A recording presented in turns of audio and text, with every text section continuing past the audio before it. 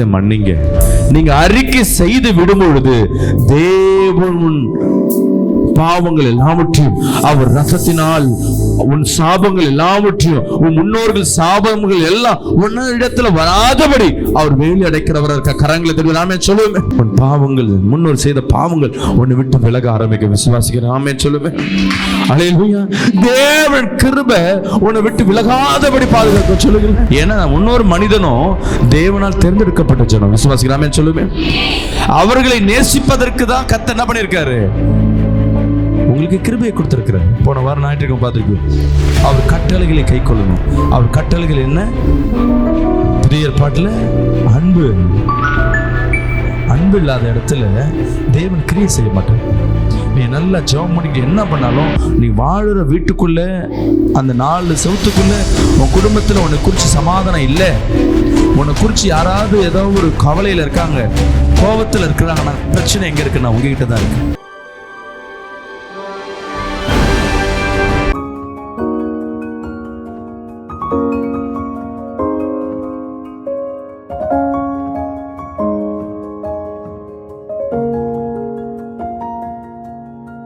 எடுத்து படிப்போம். யோவான் எழுதின சுவிசேஷம் 14ஆம் அதிகாரம் 18ஆம் வசனத்தை நாம் வாசிக்க கேட்போமா? நான் உங்களை திக்கற்றவர்களாக விடேன், உங்களிடத்தில் வருவேன். விசுவாசிக்கிறாமே சொல்லுவேன். இயேசு கிறிஸ்து நம்மோடு பேசுகிறார். நான் உங்களை திக்கற்றவராய் விடேன், உங்களிடம் வருவேன். ஆமென். அன்பு பிரியமான ஜனமே, தேவன் நம்மளை திக்கற்றவர்களாய் விடுகிற தேவன் அல்ல. திக்கற்றவர்களா என்ன? திக்கற்றவர்களா என்ன? வழி பாதைகள் தெரியாதபடி ஒரு ஊருக்கு வர வச்சுட்டு, சில ஊர்களுக்கு போவோம், அட்ரஸ் தெரியாது, இல்லை ஃபோன் எடுக்க மாட்டாங்க, அந்த இடத்துல என்ன பண்றதுன்னே தெரியாதபடி அப்படியே தவித்து போய் நிற்போம். இதற்கு பேர் என்ன? திக்கற்றவர்களாய். ஒரு சகோதரன் இடத்துல பேசினார். இங்கே அவசரப்பட்டு என்ன பண்ணுறாங்க, ஃபாரினுக்கு போகணுன்ட்டு ஒரு பாஸ்டர் என்ன பண்ணார், ஒரு பாஸ்டர்கிட்ட கேட்டு நான் எங்கே வரேன், மலேசியாவுக்கு வரேன்னு சொல்லிட்டு போயிட்டுருக்காரு. ஃபோன் நம்பர்லாம் எடுத்துக்கிட்டு, அவருக்கு மலேசியா தேசங்கள் தெரியாது, அங்கே இருக்க வண்டி வசதியெலாம் தெரியாது. ஸ்ட்ரைட்டாக போயிட்டு எங்கே இருந்தால் நம்ம ஊரில் எங்கே இருந்தாலும் எதை கேட்டாலும் பண்ணுவாங்க. அதே போல் பஸ்ஸில் கூட பார்த்தீங்கன்னா, ஐயா இந்த இடத்துல கொஞ்சம் இறக்கி விட்ருங்க, தூங்கினே இருக்கேன், எனக்கு கொஞ்சம் எழுப்பி விட்ருங்கன்னா வந்து அந்த கண்டக்டர் எழுப்பி விடுவார். நல்ல மனப்பக்கம் உள்ளது. இவர் மலேசியா தேசத்துக்கு போயிருக்கார். போய் இறங்கின உடனே அவர் மறந்துட்டு இருக்கிறாரு, அங்கே போனால் வந்து அங்கே நெட்வொர்க் வேறன்ட்டு. அது ஐஎஸ்டி கால், ரோமிங் ஆக்டிவேட் பண்ணல. இவர் போனதுக்கப்புறம் இவர் செல்லு என்ன ஆயிடுச்சு, சிக்னல் இல்லை, பிளாக் ஆயிடுச்சு.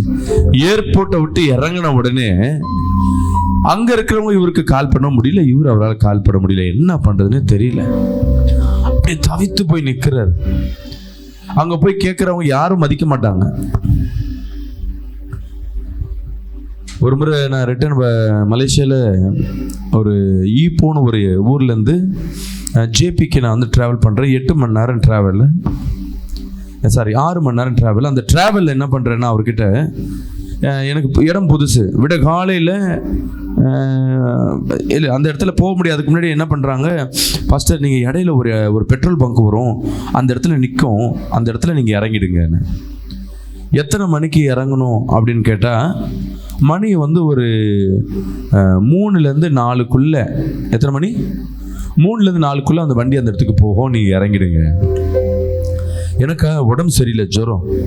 ஒரு மாத்திரையை போட்டுட்டு நான் என்ன பண்ணிட்டேன், அந்த மாத்திரை தூக்க மாத்திரை, நல்ல தூக்கம் வர்றது. நான் அந்த கண்டக்டர்கிட்ட கேட்குறேன், அவருக்கு தமிழ் தெரியா, மலாய்.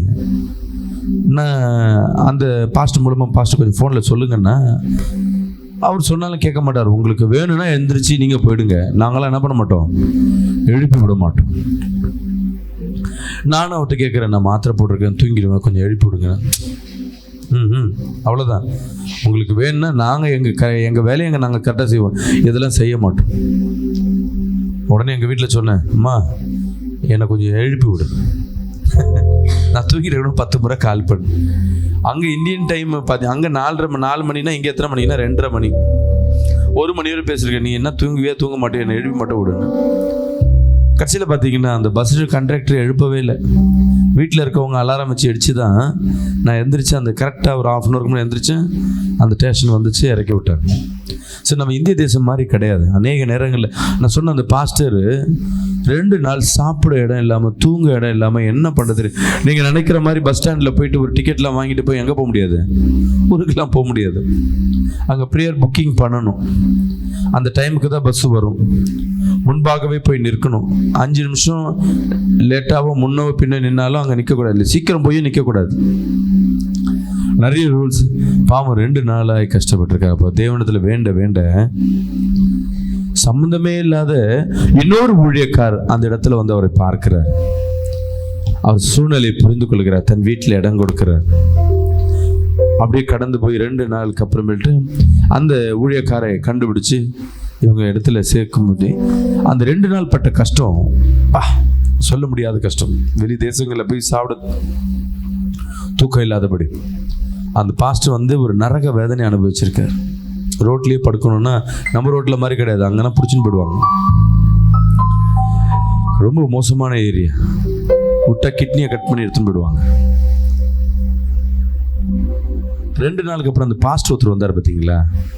இவங்களை இணைச்சி போயிட்டாங்க. அந்த பழைய பாஸ்டரோட அவர் இணைஞ்சிட்டாரு. அவர் போயிட்டது வந்ததுக்கு அப்புறமேட்டு இந்த பாஸ்டர் யாருன்னு விசாரிக்கிற யாருக்கும் தெரியல. அப்படிப்பட்ட ஊழியக்காரே கிடையாது அப்படின்னு சொல்றாங்க. இந்த ஊர்ல எனக்கு தெரியுமே, இந்த ஊர்ல இந்த மாதிரி ஊழியக்காரர் இல்லைங்க, அவர் தாங்க அவர் வீட்டில் எங்க தங்க வச்சாருன்னா 10 நாள் அங்கே தங்கிட்டாரு இன்னொரு இடத்துல. இவருக்கு மனசு இல்லைன்னா அந்த ஊழியக்காருக்கு எப்படியாவது நன்றி சொல்லணும்னு சொல்லிட்டு திருப்பியும் அங்க இருக்கிற ஒரு நண்பரோட விசுவாசியோட உதவி கூட்டு கார்ல வந்து அந்த இடத்த தேடுறாங்க. அங்க ஒரு வீடும் இல்லை, அங்க அப்படிப்பட்ட ஊழியக்காரன் அங்க இல்லை. இவங்களுக்கு பைத்தியம் பிடிக்குது இவருக்கு. நான் இருந்தேனே, தங்கினேனே, 2 நாள் தங்கினேனே, எனக்கு சாப்பாடுலாம் கொடுத்தாங்களே, அந்த ஊழியக்காரர் இங்கே தான் இருக்கிற, இங்கே சபை தான் வச்சிருக்காரு, அவர் பேர் இதெல்லாம் சொன்னார்னே. இந்த ஊரில் இப்படிப்பட்ட ஊழியக்காரில் நாங்களாம் பல வருஷமா இருக்கோம். அப்போ யாருன்னே அவருக்கு தெரியல. அப்போதான் தெரிஞ்சது, தேவன் மனிதர் உதவி செய்யலைன்னா கூட சில தேவ தூதனை என்ன பண்ணுவாரு, தேவன் அனுப்புவார். விசுவாசிக்கிறாமேன்னு சொல்லுவோமே. நாங்க விசுவாசிக்கிறேன். அந்த நேரத்துல தேவ தூதன் தான் அவருக்கு வந்து என்ன பண்ணிருப்பாரு, உதவி செய்திருப்பாரு. கரங்களை தட்டி கர்த்தருக்கு போய் சொல்லுவோமா. என் தேவன் சொல்லுகிறார், உன்னை திக்கற்றவனாய் விடேன். சில நேரங்கள்ல பிள்ளையின் நெருக்கம் இருக்கும் பார்த்தீங்களா. இந்த பெற்றோருக்கு அது ஒரு கொடுமையான நிலைமை. வயது முதிர்ந்த பிறகு பிள்ளைகளை மட்டுமே சார்ந்திருக்கு. ஏன்னா தன்னால் வேலைக்கு போக முடியாது, உடல் பலவீனமா இருக்கும், வேலை போனாலும் கொடுக்க மாட்டாங்க. பிள்ளையின் சார்ந்தே வாடுகிற அந்த தாய்களுக்கு, தாய் தகப்பனுக்கு என்ன கொடுமைன்னா, பிள்ளை செய்கிற எல்லா கெட்டதை சமாளி ஏற்றுக்கொள்ளுகிற மனப்பக்குவம் இருக்கணும். 2வது, வத்தலோ துத்தலோ எதை கொடுத்தாலும் என்ன பண்ணி ஆகணும், சாப்பிட்டாகணும். தனக்குன்னு என்ன கிடையாது, ஆசைன்னு ஒன்றும் கிடையாது. உங்களுக்குன்னு ஒரு ஆசைன்னு சொன்னான்னு சொல்லுவாங்க. பத்தியா பெருசுக்கு இந்த வயசுல இந்த ஆசை உனக்கு இது கேட்குதா? என் பெரியவங்களுக்கு ஒரு ஆசை இருக்காதா? ஆமீன். அன்பு பிரியமான ஜனமே, நம்ம கிட்ட பணம், வீடு, வயது முதிர்ந்த வரையும் உனக்கு பின்ஷன் வருதுன்னா நீ எங்க போனாலும் உனக்கு என்ன இருக்கும், மரியாதை இருக்கும். எங்க தாத்தாவுக்கு 2 வைஃப். 2 வைஃப் எப்படி இருக்க, 2 பேர் வைஃபோட என்ன பண்ணிருக்காரு, சண்டை சச்சரவு இல்லாமல் வாழ்ந்துருந்தவர். ஒரு நாள் இந்த வீட்டில் இருப்பார், ஒரு நாள் அந்த வீட்டில் இருப்பார். 2 மனைவியும் பேசிப்பாங்க. எங்கள் பாட்டியம்மா 2 பேர் பேசிப்பாங்க. என்ன காரணம்னு கேட்டிங்கன்னா, அவருக்கு பின்ஷன் இருக்கும். அவர் அந்த பின்ஷனை சரி பாதியாக 2 பேருக்கு பிரித்து கொடுப்பார். உனக்கு 5000 ரூபாய், உனக்கு 5000 ரூபாய். நீ சரியா சாப்பாடு போடலன்னா அந்த 5000 ரூபாயில் 1000 ரூபாய் எடுத்துன்னு போய் எக்ஸ்ட்ரா அங்கே கொடுப்பேன். நீங்கள் 2 பேரும் சண்டை போட்டுக்கிட்டீங்கன்னா உங்களுக்கு என்ன பண்ண மாட்டேன், இந்த 5000 ரூபாவை கொடுக்க மாட்டேன். இப்போ யார் சண்டை போட்டுப்பா? கடைசி நாட்கள் 2 பேரும் ஒத்துமையாக இருப்பாங்க. அவரை நல்லா பார்த்துக்கிட்டாங்க, ரொம்ப நல்லா பார்த்துக்கிட்டாங்க. அவர் மரித்த பிறகு பாட்டியம்மா இருக்காங்க பார்த்தீங்களா, அந்த பின்ஷன் வருது. இந்த பாட்டியம்மாவையும் அவங்க பேர பிள்ளைங்கெல்லாம் நல்லா பார்த்துக்கிட்டாங்க. காரணம் என்ன, தாத்தாவோட பின்ஷன் பாட்டியம்மாவுக்கு வருது. பாட்டியம்மாவுக்கு பிஞ்சன் வந்தால் என்ன பண்ணுவோம், உனக்கு என்ன இப்போ பிஞ்சன் எடுத்துக்கிட்டு இந்தம்மா உனக்கு ஒரு 500 ரூபா பையில வாங்கிக்கோ, மீதியெல்லாம் நாங்கள் என்ன பண்ணுறோம், உன்னை நான் பார்த்துக்கிறேன். பிஞ்சனு பணம் இருக்கிற வரையும் தான் இந்த உலகத்தில் உனக்கு பாதுகாப்பு, இந்த உலகத்திலையும் பாதுகாப்பு. வயதுக்கு செல்ல செல்ல உன் ஆணவம் உன் திமிரு எல்லாம் போயிடும். ஒரே ஒண்ணுதான், தேவ பலன் மட்டும்தான் உன்னை பாதுகாக்கும். அல்லேலூயா, ஆமென். அன்பு பிரியமான ஜனமே, யார் கைவிட்டாலும் சரி, வயது கடந்து போக போக நம்ம நிலைமை திக்கற்றவள் சூழ்நிலை. ஒரு வாலிப வயதிலையோ இல்லை ஒரு 40-50 வயதுல கூட, 40-45 வயதுல கூட உங்களை யாரும் கைவிட்டாலும் கூட உங்களால் உழைச்சி உங்களால் சாப்பிட முடியும். சில சகோதரிகளுக்கு இன்னைக்கு 60% சகோதரிகள் ஒரு 40 வயதுக்கு அப்புறமேட்டு கணவனை பிரிந்து வாழ்கிற சூழ்நிலை. ஒன்று கணவன் ஓடி இருப்பான், இல்லை ஒன்று கணவன் உள்ளே இருந்தாலும் குடியும் கொடுத்தனமா வீட்டுக்குள்ளே தான் இருப்பான், வெளியே போக மாட்டான். இல்லை சண்டை சச்சரவு இருக்கும், இல்லை சம்பாரிச்சாலும் வீட்டுக்கு அந்த பணம் வராது. இன்னொரு இடத்துல கணவன் செத்து போயிருப்பான், இல்லை இன்னொரு இடத்துல கணவனை விட்டு பிரிஞ்சிருப்பாங்க. எந்த வயசுல? 45 வயசுக்குள்ள.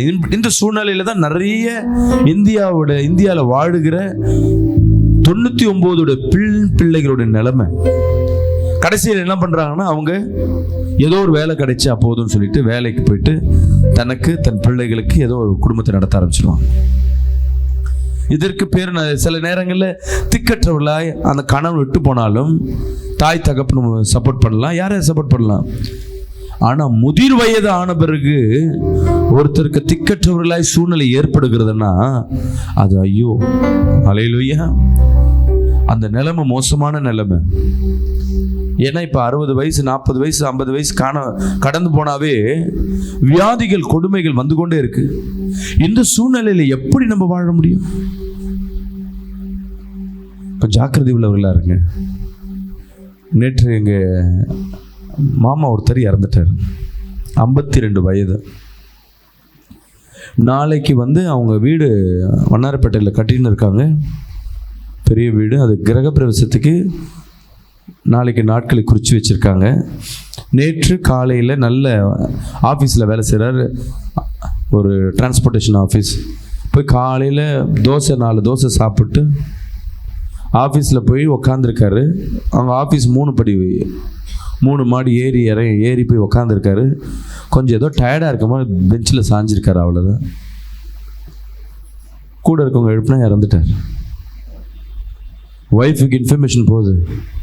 ஒய்ஃப் சொல்கிறாங்க, அவருக்கு சுட்டு வச்ச தோசை கல்லோட ஹீட்டு கூட என்ன பண்ணல, தனியில். அவர் எப்படி இறந்துருப்பார்? ஹாஸ்பிட்டல் எட்டுன்னு போகிறாங்க, ப்ரைவேட் நேஷ்னல். அவர் போயிட்டார், நீங்கள் ஜிஹெச்சுக்கு எட்டுன்னு போகன்றாங்க. திருப்பி அங்கே எட்டுன்னு போகிறாங்க, ஜிஹெச்சில் போனாலும் இறந்து போயிட்டார். என்னன்னு கேட்டால் பிபி கிடையாது. அப்போ எப்படி இறந்தார்? சுகர் இருக்குது, ஆனால் பெரிய சுகரும் கிடையாது. சரி, அப்படி எப்படி இருந்தார்? டாக்டர் ஷாக்கான நியூஸ் சொல்கிறாங்க, இப்போ இந்த சூரிய கதிர் மூலமாக சன் அட்டாக்னு சொல்லிட்டு ஒரு வியாதி ஒன்று உருவாகுது, சன் ஸ்ட்ரோக். எத்தனை பேர் கேள்விப்பட்டிருக்கீங்க? நியூஸில் இப்போ நிறைய பேர் சொல்லின்னு இருக்காங்கன்னு. நிறைய சின்ன பிள்ளைங்க கூட சூரிய வெளிச்சம் தாங்க முடியாமல், வெப்பம் தாங்க முடியாமல், அதுலேருந்து வருகிற ஒரு விதமான கதிர்வீச்சு ஒருத்தரை மரணத்திற்கு கொண்டு செல்கிறது. Sun stroke. இதை கேட்டவுடனே நம்ம வெயிலில் போகலாமா வேணாவா? வேலைக்கு போகணுமா வேணாம்? வீட்லேயே உட்கார முடியுமா? அவரும் வெயிலில் பெருசாக இல்லை, இங்கேருந்து பீச் ஸ்டேஷன் போயிருக்கார் ஆஃபீஸ், அவ்வளோதான். வண்ணாரப்பேட்டையிலேருந்து பீச் ஸ்டேஷன் எத்தனை கிலோமீட்டர் இருக்கும்? நான் 3 கிலோமீட்டர் இருக்கும். 3 கிலோமீட்டரில் பெரிய வெயில் கிடையாது. 9 மணிக்கு இந்த வெயிலில் வருப்படுகிற அந்த சூழ்நிலை பாருங்கள், வாழ்க்கை இவ்வளோதான். இப்போ இந்த சகோதரி நிலைமை, கணவன் போயிட்டது நிமித்தமாக திக்கற்ற சூழ்நிலை. என்ன செய்யறதுன்னே தெரியல. 4 அன்னைக்கு அவங்களுக்கு நேற்று நிலைமை, 4 அன்னைக்கு நிறைய சொந்தங்களாம் கூப்பிட்டு நம்ம கட்டின வீட்டை நம்ம பிரவேசிக்க போகிறோம்னு சொல்லி சந்தோஷம். இன்னைக்கு இந்த செய்தியை கேட்டோன்னு இந்த சகோதரி அப்படியே உட்காந்துனே இருக்காங்க, அழுதுனே இருக்காங்க. வரவங்க சும்மா அழுது நிறுத்தினாலும் வரவங்க கேட்டு பார்த்து இன்னும் மயக்கேச்சு விழுந்து திருப்பி உட்காடுறாங்க. உள்ளே போய் கொஞ்ச நேரம் உட்காரமான்னு கிட்ட உட்கார மாட்டுறாங்க. ஐயோ, என்னால் நம்பவே முடியலன்னு. வாழ்க்கையை பாருங்கள். சில நேரங்களில் நம்ம வாழ்க்கையில் திக்கற்ற சூழ்நிலையாய் காணப்படலாம். அநேகருடைய உறவுகள் உங்களை விட்டு மரித்து போயிருக்கலாம். உங்கள் கூடவே இருந்தவங்க உங்களை விட்டு பிரிஞ்சு போயிருக்கலாம். உனக்கு உதவி செய்வேன்னு சொல்லிட்டு, உனக்கு நான் ஆறுதல் சொல்வேன்னு சொல்லிட்டு, உன்னை கைப்பிடிச்சு விடமாட்டேன்னு சொல்லிட்டு ஒரு நாள் உன்னை விட்டு விலகி போயிருக்கலாம். என் தேவன் உன்னை பார்த்து சொல்லுகிறார், உங்களை எல்லாம் திக்கற்ற விடேன். அல்லேலூயா. விசுவாசிக்கிறாமேன்னு சொல்லுமே. கரங்களை உயர்த்தி சொல்லுங்களேன், என் தேவன் திக்கற்றவனாய் விட மாட்டார். சொல்லுங்களேன், என் தேவன் திக்கற்றவர்களாய் விட மாட்டார். அல்லேலூயா, அல்லேலூயா. நான் அவரை நம்பி வந்திருக்கிறேன். சொல்லுங்க, அவரை நம்பி வந்திருக்கிறேன். ஆமென். எடுத்து வாசிங்க புலம்பல் 5ஆம் அதிகாரம் 7ஆம் வசனம். எங்கள் பிதாக்கள் பாவம் செய்து மாண்டு போனார்கள். நாங்கள் அவர்களுடைய அக்கிரமங்களை சுமக்கிறோம். நம்ம ஏன் அநேக நேரங்களில் திக்கற்றவர்கள் போல் நம்ம காணப்படுகிறோம்னா, நமக்கு பாதுகாப்பு இல்லாதபடி. திக்கற்ற சூழ்நிலை என்னன்னா, உங்க கூட இருக்க உறவுகளோ, உங்களுக்கு பாதுகாப்போ, உங்களுக்கு செய்கிற நற்கிரைகளோ எது இல்லாத ஒரு காரியமா இருக்கும். காரணம் என்ன? எங்கள் பிதாக்கள் பாவம் செய்து மாண்டு போனார்கள்.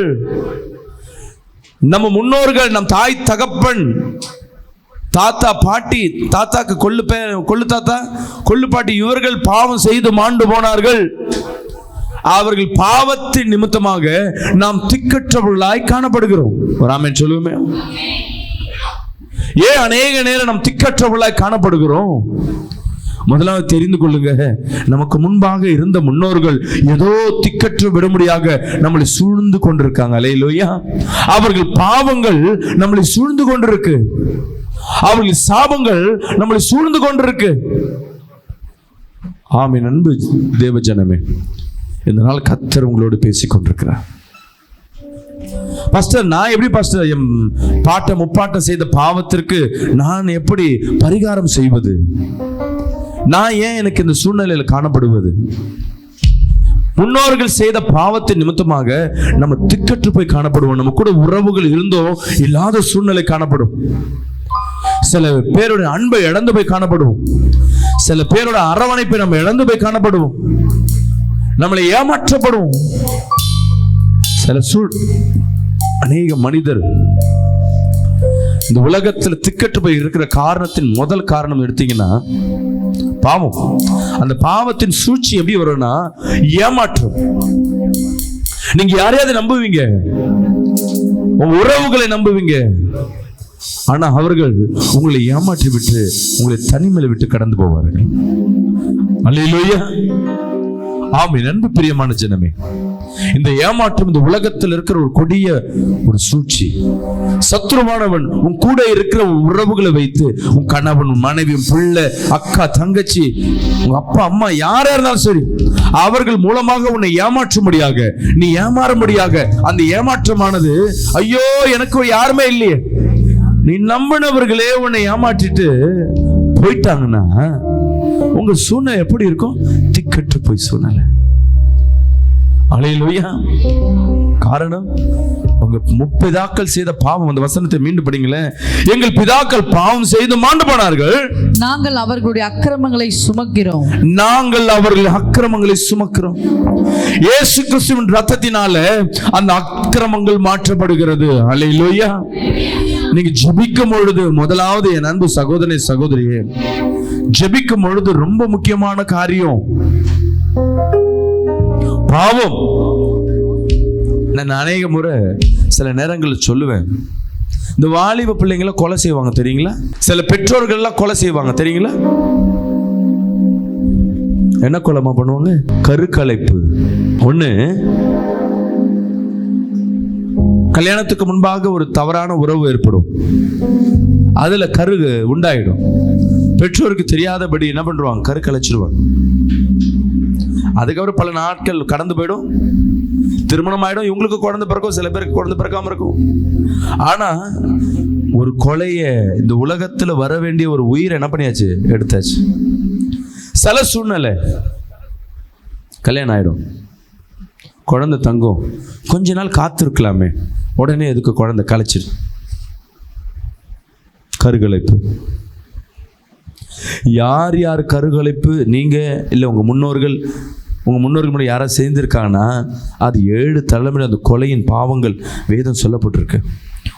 உபாகத்தில் இங்கே எடுத்து படிச்சிங்கன்னா தெரியும். விசுவாசிக்கிறாமேன்னு சொல்லுமே. சில பேர் என்ன பண்ணுவோம், ஒரு குழந்தை போயிடும், 2வது குழந்தை தங்கிடுச்சுன்னா அது தெரியாமல் தங்கிடுச்சு, நான் போய் கலைச்சிட்டு வந்துடுறேன்.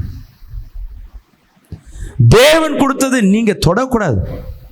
ஐயோ எனக்கு வருமானம் இல்லை, என் சூழ்நிலை இருக்கு, இந்த வயசுல நான் குழந்தை பெற்றுக்கிட்டா எனக்கு என்ன பிரச்சனை, போய் என்ன பண்ணுவோம், அதை கலைக்க செய்வோம். அது எவ்வளோ பெரிய பாவம் தெரியுங்களா? ஒரு உயிரை சாவடிக்கிறோம். ஆனால் நம்மளுக்கு அந்த நாட்கள் கடந்து போய் பல ஆண்டுகள் வந்துடும், இது நினைப்பே இருக்காது. ஒரு சகோதரி வயது 55 இருக்கும். ஒரு 7 ஆண்டுகளுக்கு முன்பாக என்கிட்ட ஜெபம் பண்ண வராங்க. அவங்க பிள்ளைக்கு ஒரு விதமான ஒரு வியாதி படுத்த படுக்கையா இருக்கு. அது வாதம் போல படுத்த படுக்கையா இருக்கு. அப்படியே அந்த சகோதரி ரொம்ப அழுகுறாங்க. ஆனா அந்த சகோதரி ஊழியம் செய்து கொண்டிருக்காங்க. ஒரு சபைக்கு உடன் ஊழியராக இருந்து ஃப்ரைடே ஆனால் அவங்க தான் மெசேஜ் கொடுப்பாங்க. அவ்வளோ வல்லமையாக பயன்படுத்துகிறாங்க. அவங்க பிள்ளைக்கு உடம்பு சரியில்லைன்னு சொல்லி என்னை கேள்விப்பட்டு என்ன பண்ணுறாங்க, என்னை எடுத்து தேடி வர்றாங்க. நான் ஜெபம் பண்ணிட்டு என்ன பண்ணுறேன், சரிம்மா அவங்க வீட்டுக்கு நான் வரேன்னு போகிறேன். நான் இப்போ யாருக்கு ஜெபம் பண்ணணும், அந்த பிள்ளைக்கு. பிள்ளை மேலே கையை வைக்கிறேன். தேவன் நீ போய் அவங்க அம்மா மேலே கையை வைன்ற. அவங்க அம்மாவை பார்த்து அவங்க அம்மா நல்லா என்ன பண்ணுறாங்க, ஆவியில் நிரம்பி ஜெபிக்கிறாங்க. இவங்க மேலே என்ன கிரியை இருக்க போதா நான் யோசிக்கிறேன். தேவன் சொல்கிற போய் வைன்றார். நான் அந்த அம்மாட்ட சொல்கிறேன், அம்மா முட்டி போடுங்க, நான் உங்களுக்கு ஜெபம் பண்ணு. பாஸ்டர் எனக்குலாம் ஒன்றும் இல்லை பாஸ்டர், நான் ஆவியில் நிரம்புறேன், நான் அந்நிய பாஷை பேசுவேன், ஜெபம் பண்ண முட்டி போடுமா ஜெபம் பண்ணுறேன்னு சொல்கிறதுக்கு அவங்க பெருமையை சொல்கிறான். நான் நிறைய பேருக்கு ஜெபம் பண்ணியிருக்கேன், நான் தீர்க்க தரிசனம்லாம் பேசுவேன். நீ பேசுமா, ஏன் ஜெபம் பண்ணக்கூடாதா? நான் என்ன இல்லை பாஸ்டர், நான் யார் தலையிலையும் நான் கை வைக்கிறது இல்லை. சரி, யாருக்கிட்டையும் என் தலையை நான் கொடுக்கறது இல்லை. நான் அந்த பொருத்தனையில் இருக்கேன். என் தேவன் என்னை விசேஷமாக வைத்திருக்கிறார். நான் யார்கிட்டையும் போய் நான் தலையை கொடுக்க போதில்லை. சரிம்மா, அப்போ நான் ஏமா உன் பிள்ளை தலையில் கை வைக்கணும்? உன் பிள்ளை தானே, உன் அபிஷேகம் தானே இருக்கணும், உன் பிள்ளை தலையில் நான் ஏன் கையை வைக்கணும்? இல்லை பாஸ்டர், நீங்கள் அங்கே ஜெபிங்க. எனக்கு சமாதானம் கேட்டு கர்த்தர் சொல்லாமல் எப்படி ஜெபிக்கிறது? நான் என்ன பண்ணுறேன், அப்படியே கண்ணை மூடிட்டு கொஞ்சோண்டு அந்நிய பாஷை பேச ஆரம்பிக்கிறேன். அந்த சகோதரி இன்னும் அதிக அந்நிய பாஷை பேசுகிறாங்க. போட்டிக்கு டஃப் கொடுக்குறாங்க. 2-3 நிமிஷம் கடந்து போகிறது. 4வது நிமிஷம் அந்த சகோதரிக்குள்ள இருக்கிற சர்பத்தின் ஆவி வெளிப்பட ஆரம்பிக்கிறது. ஆட்டம் கொடுக்குது, அந்த இடத்தை அலக்கழிக்குது. முடிஞ்சிச்சு. அந்த சகோதரி என்னை பார்த்து வெக்கப்படுறாங்க. எனக்கே அப்படி நடந்தது, எனக்குள்ள எப்படி இந்த ஆவி வந்தது? இத்தனை நாள் நான் ஜெபம் பண்றேன், உண்மையான அழுகுறாங்க. பாஸ்டர் எனக்கா ஜெபம் பண்ணி சொல்லுங்க. இப்பயா கை வைக்கலாமா? இல்லை பாஸ்டர் கை வைங்க பாஸ்டர். கையை வச்ச உடனே ஒரு புறா, அந்த புறாவை இந்த அம்மா என்ன பண்றாங்கன்னா குத்தி குத்தி கழுத்து அறுத்து சாவடிச்சு போட்டிருக்காங்க. அது தரிசனத்தில் காட்டுறாரு. அம்மா நீ ஒரு பாவம் செய்திருக்கிற, ஒரு புறாவை கத்தர் காட்டுகிறார், அது கழுத்து அறுத்து நீ சாவடிச்சிருக்க. பாஸ்டர் நான் ஒரு எறும்பை கூட நான் சாவடிச்சது இல்லை பாஸ்டர், கொசு வந்தா கூட அடிக்க மாட்டேன், நான் என்ன பண்ணுவேன் தட்டி தான் விடுவேன், நான் யாரையும் சாவடிச்சது இல்லை. நீ எவ்வளவு நாளுமா ரட்சிக்கப்பட்டிருக்க? நான் பல ஆண்டுகளாய் நான் வாலிபத்திலிருந்து ரட்சிக்கப்பட்டிருக்கேன், எந்த ஒரு தவறும் செய்யல. இல்லம்மா நீ ஏதோ ஒரு உயிரை சாவடிச்சிருக்க. நான் பேசினே இருக்கேன். கத்தர் ஒரு கரு போல ஒரு உருவத்தை தரிசனத்தில் காட்டுறேன். நான் அடுத்த சொல்றேன், அம்மா நீ ஏதாவது குழந்தைய சாப்பிடனா? இல்லை பாஸ்டர் எனக்கு இருக்குது 2 குழந்தை.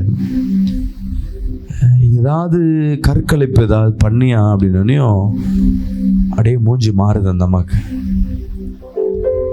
ஆமா பாஸ்டர், முதல் குழந்தை பிறந்துட்டு 2வது குழந்தை உடனே தங்கிடுச்சு. சரி 2வது குழந்தை உடனே 2 குழந்தை வளர்க்க முடியாதுன்ட்டு அதை கலைச்சிட்டோம். அது என்ன பாஸ்டர் தப்புங்களான்னு? தேவன் கொடுத்த உயிரை நீ கடைச்சிட்டமா? என்னால் எப்படி பாஸ்டர் 2 குழந்தை? அதற்கு நீங்க என்ன பண்ணிடக்கூடாது, குழந்தை பெற்றுக்கூடாது. இது பண்ண தப்பு. இது என்னைக்காவது மன்னிப்பு கேட்டிருக்கியா? உன்கிட்ட ஏதோ ஒரு பாவங்கள் ஆழ்ந்து இருக்கிறதுனாலதான் நீ திக்கற்று போய் நீ இருக்கிற. உன் பிள்ளைகளுக்கு வியாதி நிமித்தமாக ஒன்னும் செய்ய முடியாதபடி திக்கற்று போய் நீ இருக்கிற. ஐயோ, என் பிள்ளைக்கு வியாதியை சுகமாக்க முடியலையே, எங்க போயும் குணமாக்கல, என்ன அர்த்தம்? திக்கற்று போய் நிற்கிற சூழ்நிலை. நீ முதலாவது நீ செய்த பாவத்தை கழுவு, உன் பிள்ளை கர்த்தர் மீட்டெடுத்து கொடுப்பார். அல்லேலூயா. இந்த மாதிரி சொல்றாங்க, நான் செய்த பாவத்திற்கு கர்த்தர் என்ன தண்டனை கொடுக்கட்டும், என் பிள்ளைய தண்டனை கொடுக்க கூடாது.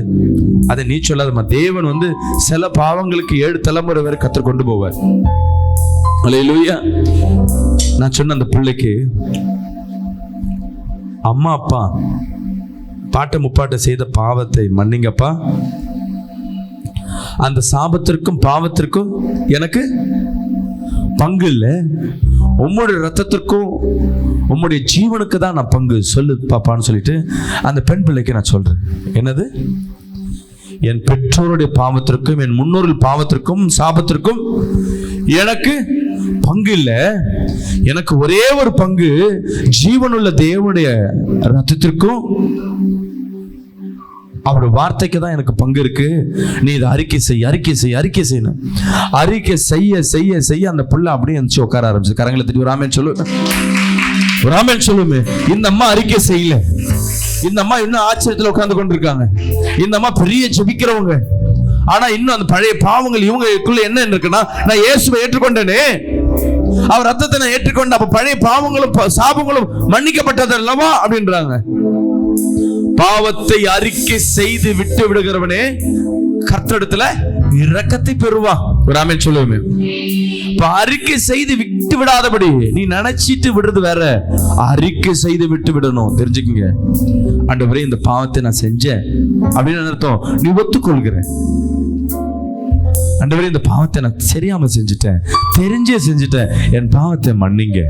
நீங்க அறிக்கை செய்து விடும் பொழுது தேவன் பாவங்கள் எல்லாவற்றையும் அவர் ரத்தத்தினால், உன் சாபங்கள் எல்லாவற்றையும், உன் முன்னோர்கள் சாபங்கள் எல்லாம் உன்ன இடத்துல வராதபடி அவர் வேலி அடைக்கிறவரா இருக்க. கரங்களை தெரியும். நாமே சொல்லுவேன், நான் செய்யற பாவங்கள் யார பாதிக்கும்?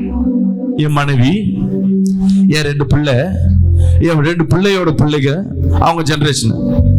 இப்ப ஒரு பிள்ளை மட்டும் என்ன பண்ணுது, என் பொண்ணு மட்டும் என்ன பண்ணுது, ஏசப்பா கிட்ட ஜெபம் பண்ணுது, எங்க அப்பாவுக்கும் எங்க அம்மாவுக்கும் எனக்கு சம்பந்தம் இல்லை. சீரியஸ். அவங்க பாவத்திற்கு சாபத்திற்கு எனக்கு சம்பந்தம் இல்லை. ஏசப்பா, நான் உம்மால் மீட்டெடுக்கப்பட்டிருக்கேன். அந்த விசுவாசம் வேணும். ஞாபகம் வச்சுக்கோங்க, கவனிங்க. உம்முடைய ரத்தத்தினால நான் மீட்டெடுக்கப்பட்டிருக்கேன். சோ எனக்கு உனக்கு தான் உறவு, இவர்களுக்கு எனக்கு பங்கு இல்லை. நீ அறிக்கை செய்து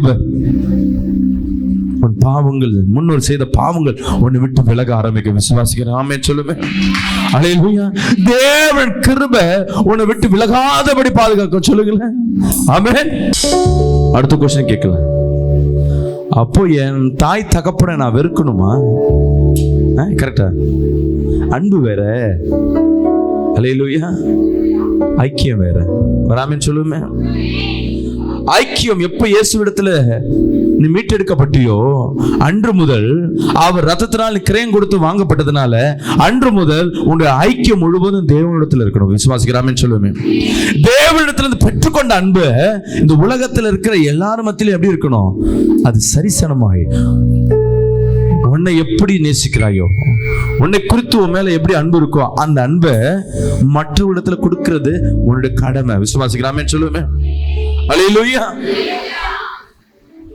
நீங்க என்னைக்கு நீங்க உங்க முன்னோர்கள் பாவத்திற்கு நீங்க எப்படி, சார் பாஸ்டர் நான் அடுத்த क्वेश्चन கேட்கலாம், நீங்க எப்படி பாஸ்டர் முன்னோர்களுடைய பாவத்திற்கு நான் இயேசுவை நீ ஏற்றுக்கொண்டு நான் அவங்க கிட்ட பேசுறதே இல்லையே, எங்க தாய் தகப்பனது நான் பேசுறதே இல்லை, ரொம்ப நாள் ஆயிடுச்சு, இல்ல அவங்களாம் இறந்து போய் ரொம்ப நாள் ஆயிடுச்சு. பெற்றோருடைய சொத்துக்கு நீங்க பங்கு கேட்பீங்கல்ல, அவங்களுடைய இன்ஷியல் எடுத்து வச்சுக்கிட்டு என்னோட தகப்பன் என்ற உரிமை கொண்டாடுறோம்ல, உண்மைதானே? அவங்களோட சாயல்ல உருவங்களை பெற்றிருக்கிறோம்ல, அவங்களோட சாயல்ல அவங்க பழக்க வழக்கங்களை நீ மாற்றினாலும் மொழியை மாற்ற முடியாது. அல்லேலூயா. சில பேரப்புள்ள தாத்தா பிள்ளை நடக்கும், பிஹேவியர் இருக்கும், தாத்தா மாதிரியே இருக்குப்பா, அவங்க பிள்ளைங்க இருக்காது, பேரப்புள்ள நடக்கும். ஏன்னா அந்த ஜீன் சொல்லுவாங்க. இதெல்லாம் காரியம் அப்ப இதெல்லாம் தொடர்ந்து வரும்பொழுது அவங்க பாவங்கள் சாபங்கள் தொடர்ந்து வரும்ல. இதை எப்படி பிரேக் பண்ணணும்னா, நீங்க அறிக்கை செய்து விட்டு விடும் பொழுது, ஒரு ஆமென் சொல்லுங்களேன். உன் பாவத்தையும் சாபத்தையும், உன் முன்னோர்கள் பாவத்தையும் நீங்க கேட்கணும். ஆண்டவரே, எனக்கும் மற்றவங்களுக்கு பங்கு இல்லை சொல்லுங்க. சத்தமா கரங்களை உயர்த்தி, என் பெற்றோர் என் முன்னோர்கள் செய்த பாவத்திற்கும் நான் சொல்லி கொடுக்குறது அப்படியே ஜெபம் பண்ணு. கையை நெஞ்சில வச்சுட்டு ஒரு கையை உயர்த்தி சொல்லுங்க. என் பெற்றோர்களும் முன்னோர்களும் செய்த பாவம் சாபத்திற்கு எனக்கு பங்கு இல்லை. நான் உம்முடைய ரத்தத்தினால் மீட்டெடுக்கப்பட்டிருக்கேன். உம்முடைய ரத்தத்தினால் நான் மீட்டெடுக்கப்பட்டிருக்கேன். உமக்கும் எனக்கு தான் பங்கு. உம்மிடத்துல தான் எனக்கு ஐக்கியம். ஹல்லேலூயா. இது டெய்லியும் நீங்க ஜெபிக்க ஜெபிக்க, இன்னைக்கு நிறைய கிறிஸ்துவர்கள் நம்ம வாழ்க்கையில பார்க்கிறோம், இயேசுவிடத்தில் அன்பு, நல்ல ஜெபம், நல்ல துதி, ஆனா கூட பிறந்த தங்கச்சிக்கிட்டே பேச மாட்டீங்க. சில பேர் சர்ச்சுக்குள்ளே இருப்பீங்க, திரும்பி திரும்பி உட்கார்ந்து இருப்பீங்க. மாமனார் மாமியார்ட்ட பேசுறது இல்ல, மருமகள்கிட்ட பேசுறது இல்ல. தேவன் சொல்ற, நீ என்னதான் முக்காடு போட்டுக்கிட்டு அல்லேலூயா சோத்திரம் சொல்ல, உனக்கு எனக்கு பங்கு இல்லைன்றவர். ஏன்னா முன்னொரு மனிதனும் தேவனால் தேர்ந்தெடுக்கப்பட்ட ஜனம், விசுவாசிக்கிறாமே சொல்லுமே, அவர்களை நேசிப்பதற்கு தான் கர்த்தர் என்ன பண்ணியிருக்காரு, உங்களுக்கு கிருபையை கொடுத்திருக்கிறார். போன வாரம் ஞாயிற்றுக்கிழமை பார்த்திருப்போம். அவர் கட்டளைகளை கை கொள்ளணும். அவர் கட்டளைகள் என்ன? புதிய ஏற்பாட்டில் அன்பு. அன்பு இல்லாத இடத்துல தேவன் கிரியை செய்ய மாட்டார். நீ நல்லா ஜெபம் பண்ணிட்டு என்ன பண்ணாலும், நீ வாழுற வீட்டுக்குள்ள, அந்த 4 செவுத்துக்குள்ள, உன் குடும்பத்தில் உன்னை குறித்து சமாதானம் இல்லை, உன்னை குறித்து யாராவது ஏதோ ஒரு கவலையில் இருக்காங்க, கோபத்தில் இருக்கிறாங்கன்னா, பிரச்சனை எங்க இருக்குன்னா உங்ககிட்ட தான் இருக்கு. அல்லேலூயா. அவங்க சாத்தான் பிள்ளையா இருக்கடா, நீங்க யார் பிள்ளை? நீங்க இயேசுவின் பிள்ளை இருக்கும் பொழுது நீங்க மன்னிப்பு கொடுக்கணும், மன்னிப்பு கேட்கணும், அன்பு செலுத்தணும். ஒரு கிறிஸ்துவனுக்கு, ஒரு விசுவாசிக்கு சிறந்த ஒரு அடையாளம் மன்னிப்பு கேட்க தெரியணும், மன்னிப்பு கொடுக்க தெரியணும். விசுவாசிக்கிறாமேன்னு சொல்லுவோமே. ஆனா நம்ம கொடுக்குற மன்னிப்புலாம் விசேஷமா இருக்கும். நான் மன்னிச்சிடுறேன், ஆனா பழையபடி பேச மாட்டேன். ஆனா இருந்தாலும் நான் மன்னிச்சுட்டேன், ஆனா இருந்தாலும் அந்த காயம் எனக்கு கொஞ்ச நாள் ஆகும் ஆறுறதுக்கு. ஆனா இயேசு கிறிஸ்து அப்படி இல்லைல்ல, நம்ம மன்னிப்பு கேட்ட உடனே பழைய இடத்துக்கு வந்துடுவார். ஹல்லேலூயா. ஏன்னா அவர் கிருபை விசேஷமானது. ஹல்லேலூயா சொல்லுங்களேன். இந்த காலகட்டங்களில் சில நேரங்களில் திக்கற்ற சூழ்நிலை காணப்படும். புலம்பல். அதே 5:9 படிங்களேன். வனாந்தரத்தில் இருக்கிற பட்டயத்தினால் பிராண மோசத்துக்கு ஏதுவானவர்களாய் எங்கள் புலம்பல் 5ஆம் அதிகாரம் 8-9 படிங்க. ஏதோ ஒன்று படிக்கிறீங்க. அடிமைகள் எங்களை ஆளுகிறார்கள், எங்களை அவர்கள் கையிலிருந்து விடுவிப்பார் இல்லை. அடிமைகள் எங்களை என்ன பண்றாங்க? ஆளுகிறார்கள். எங்களை விடுவிக்க யாரும் இல்லை. நம்ம ஏதாவது ஒருத்தர் அரசியல்வாதிக்கிட்ட அடிமையா சிக்கி இருக்கோம். உன் குடும்பத்தில் எங்கேயா போய் சிக்கி போய் நிற்ப, கடத்தில் போய் சிக்கி இருப்ப, சில மதத்தில் போய் சிக்கி இருப்ப, சில வியாதியில போய் சிக்கி இருப்ப. விடுவிப்பான் யாரும் இல்லை. 9 படிங்க. வனாந்தரத்தில் இருக்கிற பட்டயத்தினால் பிராண மோசத்துக்கு ஏதுவானவர்களாய் எங்கள் அப்பத்தை தேடுகிறோம். புலம்பல் 5:9. ஹல்லேலூயா. ஆமென். அன்பு பிரிய ஜனமே, சில நேரங்கள் நம்ம தேடிக்கொண்டே அலைந்து கொண்டே இருப்போம். ஒரு பாவத்தை சொன்னேன், நம்ம முன்னோர்கள் செய்த பாவம் என்னன்னு தெரியாது. சில நேரங்களில் நம்மளை அறியாமல் செய்திருப்போம் சில கருசிதைவெல்லாம். இன்னொன்று சொல்கிறேன் பாருங்க, நம்ம ஆரம்பத்தில் சின்ன வயசில் நம்ம யாரையாவது துன்பப்படுத்திருப்போம். அதிகமாக வாலிப வயசில் அதிகமாக துன்பப்படுத்திருப்போம்.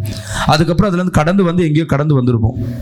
யாரையாவது உன் வேலைக்காக என்ன பண்ணியிருப்போம், இன்னொருத்தர் வேலை செய்வதை என்ன பண்ணியிருப்போம், அவன் வேலையை அவனை குறித்து தவறாய் பேசி அந்த வேலை போவதற்கு நீங்கள் ஒரு காரணமாக இருக்கலாம்.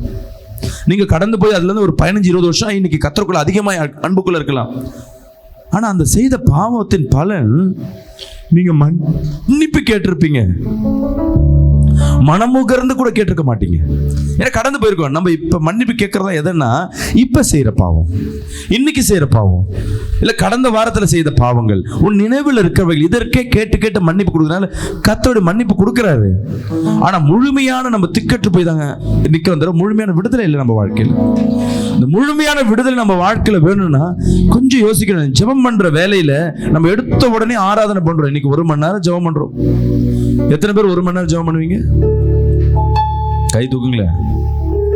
1 சரி, கொஞ்சம் நேரமா ஜெபம் பண்ண, ஒரு 5 நிமிஷமா ஜெபம் பண்றவங்க மட்டும் கை தூக்குங்களேன். இன்னும் பாதி பேர் கை தூக்கல. அப்ப என்ன கிடையாது? ஜெபமே கிடையாது. சரி, ஜெபம் பண்ண நம்ம என்ன ஜெபம் பண்ணுவீங்க? 2 பாட்டு. அன்பு கூறுவே, நம்மளே இளையராஜா மாதிரி போயிடுவோம். நம்மளே என்ன பண்ணுவோம்? பெத்மன் சாயா மாதிரி ஒரு 5 நிமிஷம் பாடிடுவோம். அடுத்தது என்ன பண்ணுவீங்க? ஆண்டவர் இது கூட, அது கூட, அது கூட, அவ்வளோதான், முடிச்சு போச்சு. ஒரு ஜபம் 1 மணி நேரம் எடுத்தாலும் ஒரு 5 நிமிஷம் வேத வாசிப்பு இருக்கும். முக்கால்வாசி நம்ம பண்ற காரியம், நிறைய விசுவாசிகள், 99% விசுவாசிகள் வேத வாசிப்பு, songs, worship and prayer request, இவ்வளவு இதுக்குள்ளதான் இருக்கும். ஆனா அதுக்குள்ள முக்கியமான ஒரு பாயிண்ட் இருக்கு, பாவ மன்னிப்பு. 1 மணி நேரம் ஜெபம் பண்றேன்னா முதல் 1/4 மணி நேரம் 15 நிமிஷம் நல்லா முழங்கால் போட்டு, ஆண்டவரே என் பாவத்தை மன்னிங்க மன்னிங்க சொல்லுது இல்லாம, என்ன பாவத்தை செய்த அதை அறிக்கை செய்து விட்டு விடும் பொழுது கர்த்தரிடத்துல இரக்கத்தை பெற முடியும். ஆண்டவரே என் பாவத்தை மன்னிங்க, என் பிள்ளைக்கு விரோதமாக, என் கணவனுக்கு விரோதமாக செய்யற பாவத்தை மன்னிங்க. இந்த டைலாக்லாம் கர்த்தர் ஏற்றுக்க மாட்டார். நீ என்ன பாவம் செய்யற முதல் ஒத்துக்கோ. ஆண்டவரே என் கணவனுக்கு தெரியாம நான் இந்த காரியத்தை செய்துட்டேன், அவர் பேசும்போது பதிலாய் பேசி நான் கோவப்படுத்திட்டேன், என் மனைவிக்கு தெரியாம இந்த காரியத்தை செய்துட்டேன், என்னை மன்னிங்க, என் மனைவியை நான் அடிச்சுட்டேன், நான் இந்த காசு சம்பளம் வாங்குற முழு காசை நான் கொடுக்காம நான் கொஞ்சம் எதை நான் மறைச்சி சொல்லிட்டேன். நீ அறிக்கை செய்யும் பொழுது தேவன் பார்ப்பார், உன் இருதயத்தை பார்ப்பார். நீ அறிக்கை செய்து பாருங்களேன், அறிக்கை செய்யும் பொழுது நீங்க ஒரு குழந்தையாய் மாறுவீங்க. அல்லேலூயா. நார்மலா ஜெபிக்கும் பொழுது நீங்க முதிர்ச்சியாய் காணப்படுவீங்க. ஆண்டவரே என் பாவத்தை மன்னிங்க, என் சிந்தனையை மன்னிங்க, என் ஆவி ஆத்மா எல்லாவற்றையும் மன்னிங்க, அப்படி இப்படி ஜெபம் பண்ணிக்கிட்டு பாடுறதெல்லாம் இதெல்லாம் ஒன்று மேன்மைப்படுத்திக் கொண்டே இருக்கும். நீங்க செய்யற பாவத்தை அறிக்கை செய்யும் பொழுது உங்களை அறியாமே நீங்க குழந்தைத்தனமாய் மாறுவீங்க. உங்கள் இருதயங்கள் தேவனோடு உறவாட ஆரம்பிச்சிடும். நீங்க பாவத்தை அறிக்கை செய்ய செய்ய உங்களை அறியாமே நீங்க தேவனோட பாதத்துல பணியிடுறது, உங்களுக்கு அந்த பிரசன்ஸ், அந்த மகிமை உங்களை அறியாமே தொட ஆரம்பிச்சிடும். ஆமென். நான் சொல்றது புரியுதுங்களா? என்ன பாவம் எப்படி அறிக்கை செய்வீங்க? எப்படி அறிக்கை செய்வீங்க? அப்படியே முழங்காலிட்டு நம்ம அறிக்கை செய்யலாமா? உங்களை தான் சொல்றேன். முட்டி வேற வலிக்கும் பாஸ்டர். வலிக்காது. அப்ப முட்டி முட்டியே போட முடியல, இல்லை. தேவனிடத்துல ஒரு காரியத்தை நம்ம செய்யறோம்னா அவருக்கு பிடிச்ச மாதிரி செய்யணும். நம் முழங்காலிடும் பொழுது சிங்காசனத்தில் அமர்ந்திருக்கிற என் தேவன் எழுந்து நின்று கிருபை தருகிறவரா இருக்கிறார். எழுந்து நின்று உனக்காய் யுத்தம் செய்கிற சத்துரு நீங்கள் முட்டிக்கால் போடும் பொழுது, முழங்கால் போடும் பொழுது அவன் மாண்டு போகிறவனா இருக்கிறான். அல்லேலூயா. உன் முழங்கால் கீழே கவனிங்க, இன்னைக்கு முட்டி போட்டிருக்க பார்த்தீங்களா, இந்த முழங்கால் கீழே தான் உன் சத்துரு இருக்கிறான். நீ எப்ப முட்டி போடுறியோ அப்பவே என்ன ஆயிடுச்சு, அந்த சத்துரு உனக்கு கீழே வந்து படிஞ்சிட்டான். அப்படி கண்களை மூடி, ஆண்டவரே நான் பாவத்துல இருக்கேன், பொதுவாய் சொல்லாதபடி நீ என்ன பாவம் செய்திருக்க உன் நினைவுக்கு ஒரு 5 நிமிஷம் அப்படியே அமைதியா மைண்ட கொண்டு வாங்க. நான் என்ன பாவம் செய்திருக்கேன்ப்பா நீங்க மனசுல கொண்டு வாங்க. தேவனுக்கு பிரியாம இல்லாதபடி என்ன பாவம் செய்திருக்கு, பெரிய பாவம் சின்ன பாவம் எல்லாமே ஒண்ணுதான் அவருக்கு. அதை சொல்லுங்க. நான் இப்படிப்பட்ட பாவத்தை செய்தேன், மொபைல்ல இப்படிப்பட்ட காரியங்களை நான் பார்த்து கொண்டிருந்தேன் உமக்கு பிரியம் இல்லாம. இந்த நாள் என் மனைவிக்கு தெரியாம, கணவனுக்கு தெரியாம இந்த நபரோட நான் பேசி கொண்டிருந்தேன், என்ன மன்னிங்க. நான் செய்யற வேலையின் இடத்துல நான் கரெக்ட் டைமுக்கு போகல, இந்த வேலை செய்யும் பொழுது நான் பொய் சொல்லிட்டேன், என்ன மன்னிங்கப்பா. நீங்க ஒரு விஷயம் உன் பாவத்தை நீங்க ஒண்ணு சொல்ல கண்களை மூடி கைகளை இருதயத்தில் வைத்துக்கொண்டு நீங்க சொல்லும் பொழுது உன் பாவங்கள் மன்னிக்கப்படுகிறது எப்படி நீங்க உணர்வீங்கன்னா உன் இருதயம் இலகுவாய் மாற ஆரம்பிக்கும்.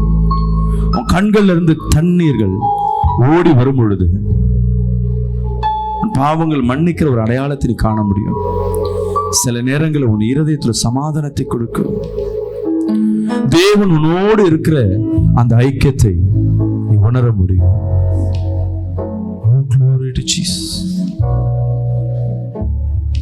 ஆமென். நீ பாவத்தை அறிக்கை செய்யும் பொழுது உன் இருதயம் சுத்திகரிக்கப்பட்டு கொண்டிருக்கும்.